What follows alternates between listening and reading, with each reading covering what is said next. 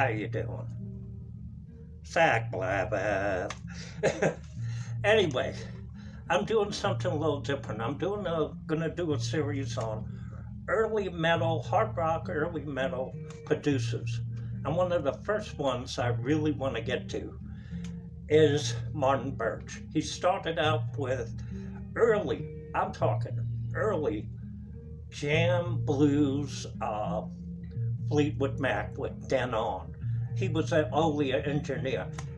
He was also doing what's playing in the background here is Pilgrimage from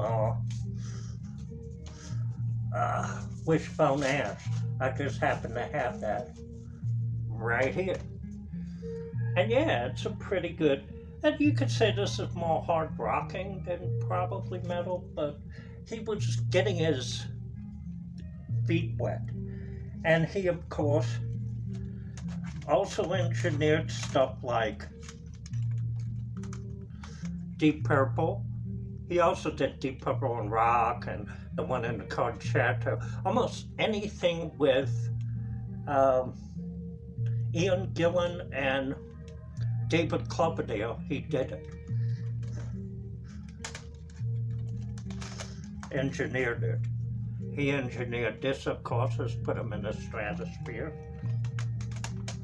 And then they started giving him more producer credits, like around 73, I think he did a Gary Moore. But he didn't really get into the hard big name bands until this one.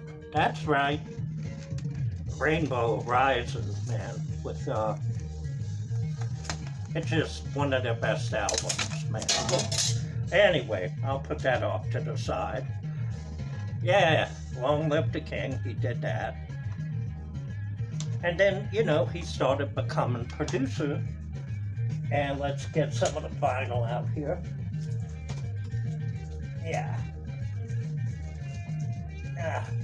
Here we go. Oh, come back here. Professional analogy on the Zach Blabbath channel. Okay, you got this, of course, which is, I held it sideways. It was, of course, Heaven and Hell with Ronnie James Dio again. Killers in '81. He started a long line with Iron Maiden records, all the way up to Fear the Dark. This is, of course, Peace of Mind, the first record I heard by Iron Maiden. I got the CD version now. I got this Michael Schechner group, Assault Attack. He produced that album. He produced a lot of, here we go, Whitesnake albums. From the very beginning up until Slip It In. Yeah. You got the Love Hunter album. He produced this. He produced this. Ready and Willing, yeah. And Live in the Heart of the City. He's a really good, you can really see a lot of his work. And he was kind of course, this one, BOC. I wish I had this on either album or CD, but Fire of Unknown Origin. Cultosaurus Erectus, he did that too. And he was just coming in that early level of 79, 1980, maybe around 88, 78 or so,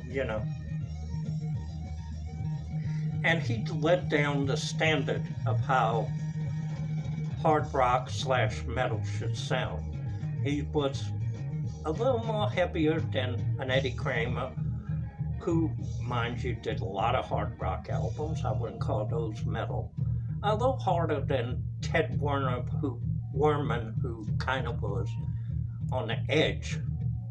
And then you had to go with,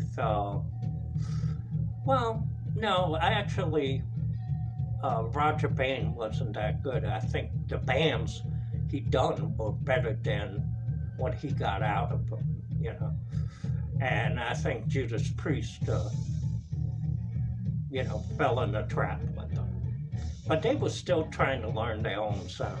So I hope this was enjoyable for you, was enjoyable for me. So, all right, later.